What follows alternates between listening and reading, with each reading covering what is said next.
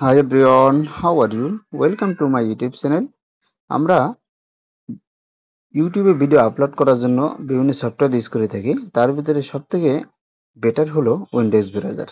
আর এই Windows browser দিয়ে আমরা অনেক সময় ভিডিও আপলোড করার সময় বিভিন্ন প্রবলেম ফেস হয়। তার ভিতরে একটি প্রবলেম আপনাদেরকে দেখিয়ে দিই।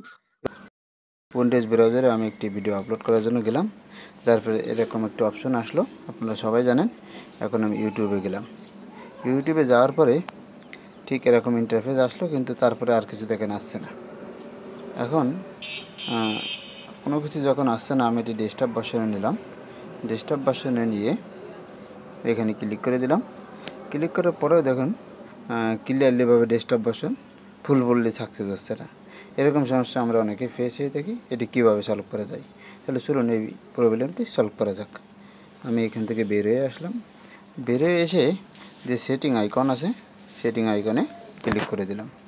ক্লিক করার পরে এরকম একটা ইন্টারফেস আপনার মোবাইলের ডিসপ্লেতে শো করবে।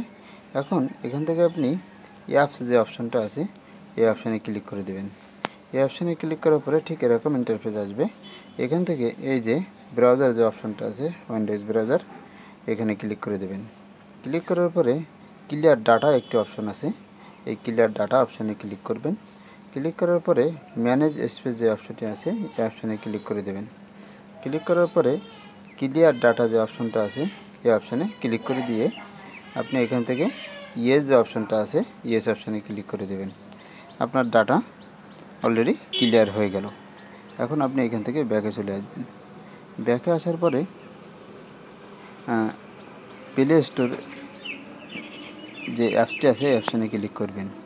ক্লিক করার পরে আপনি সার্চ যে অপশানটা আছে, এই সার্চ অপশানে টাইপ করবেন Windows browser. Windows browser type করার পরে দেখবেন এটি আপডেট আছে কিনা। যদি আপডেট থাকে তাহলে এখানে ওপেন অপশান আসবে, এখানে ওপেন অপশানে ক্লিক করে দেবেন।